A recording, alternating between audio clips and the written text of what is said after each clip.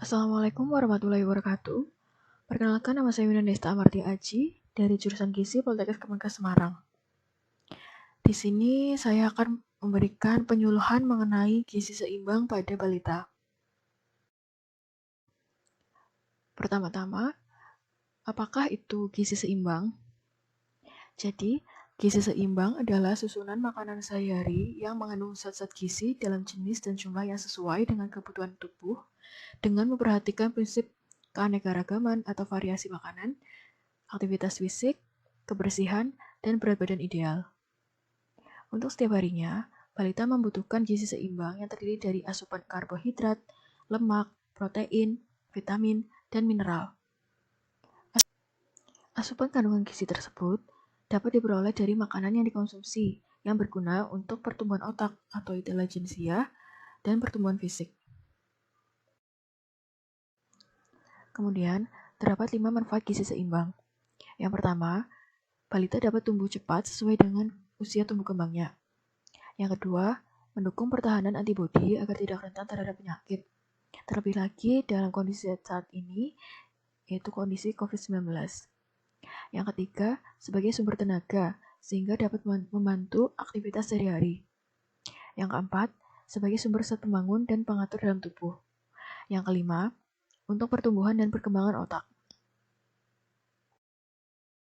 Kemudian untuk pola makan balita.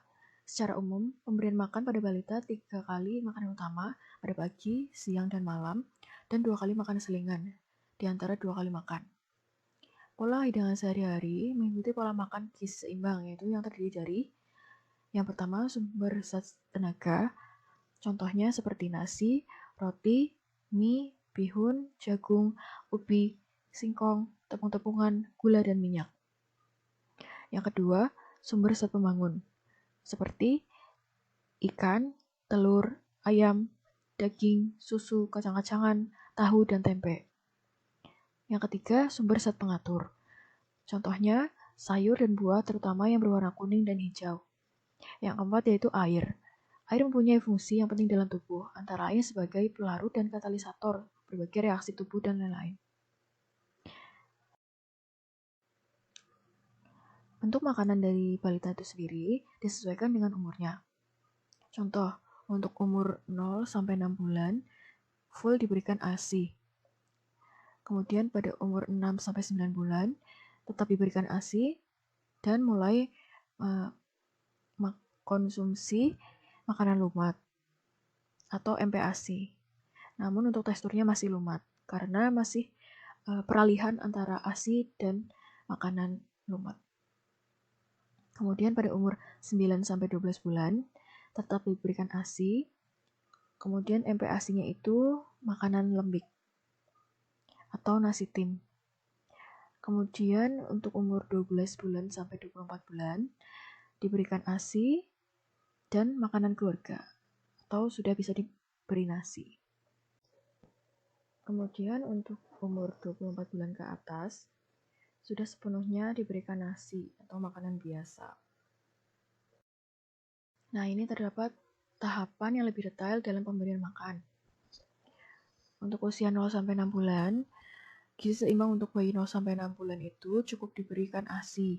Tidak ada makanan lain seperti buah-buahan itu belum bisa, karena organnya masih belum cukup kuat. Yang kemudian untuk usia 6 bulan, pada usia ini sudah diberikan makanan tambahan pendamping ASI atau MPASI. MPASI yang diberikan dalam bentuk yang lumat dan rendah serat. Misalnya, pisang yang dilumatkan, sari jeruk, labu, pepaya, dan biskuit yang dilumatkan dengan susu. Kemudian pola pemberiannya dilakukan secara bertahap sebanyak 2 sendok makan per waktu makan dan diberikan 2 kali sehari. Kemudian untuk usia 7 bulan, pada usia 7 bulan mulai dikenalkan bubur tim saring dengan campuran sayuran dan protein hewani dan nabati. Sehingga pola makan menunya terdiri dari buah lumat, bubur susu, dan tim saring.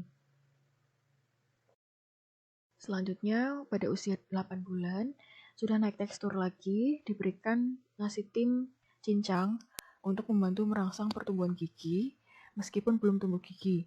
Jadi bayi dapat mengunyah dengan gusi. Kemudian pada usia 9 bulan, secara bertahap mulai dikenalkan makanan yang lebih kental dan diberikan makanan selingan 1 kali sehari. Misalnya, makanan selingannya berupa bubur kacang hijau, puding susu, dan biskuit susu. Kemudian untuk usia 10 bulan, kepadatan makanan ditingkatkan mendekati makanan keluarga atau makanan biasa, mulai dari tim lunak sampai akhirnya nasi pada usia 12 bulan. Kemudian untuk usia 1-5 tahun, pada usia ini harus sudah makan seperti pola makan keluarga atau pola makan biasa, yaitu sarapan, makan siang, makan malam, dan 2 kali selingan. Untuk porsi makannya itu sendiri, setengah dari porsi makan dewasa. Nah, kemudian apabila anak kekurangan dari zat gizi yang tadi saya sudah sebutkan di atas, maka tanda-tanda dan gejalanya yaitu berat badan kurang dari berat badan seharusnya.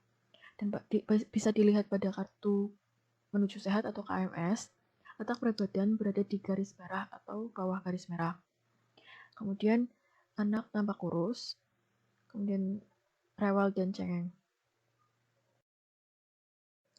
Kemudian terdapat dampak atau akibat anak yang kekurangan gizi. Yang pertama, pertumbuhan dan perkembangannya terhambat. Dan apabila pertumbuhan dan perkembangannya terhambat, balita tersebut dapat mengalami stunting atau pendek. Yang kedua, mudah terkena infeksi seperti TBC dan diare. Kemudian terdapat gangguan fungsi pencernaan. Kemudian apa sih yang perlu diperhatikan atau diberikan pada balita yang gizi kurang? Yang pertama, makanan diberikan secara bertahap, sedikit-sedikit tetapi sering. Jadi tidak harus langsung banyak, namun bisa beberapa kali suap tetapi sering. Jadi anak tidak bosan dan asupannya pun bisa banyak. Kemudian yang kedua, ada makanan mudah dicerna dan bervariasi. Untuk menghilangkan kebosanan pada anak, kita dapat memvariasikan makanan yang kita buat. Seperti pada gambar ini, makanan dapat dikreasikan menjadi bentuk-bentuk yang disukai oleh anak. Kemudian yang terakhir, ASI tetap diberikan apabila anak belum mencapai umur 2 tahun. Sekian yang dapat saya sampaikan. Mohon maaf apabila terdapat kekurangan dan kesalahan. Wabillahi taufiq wal hidayah. Wassalamualaikum warahmatullahi wabarakatuh.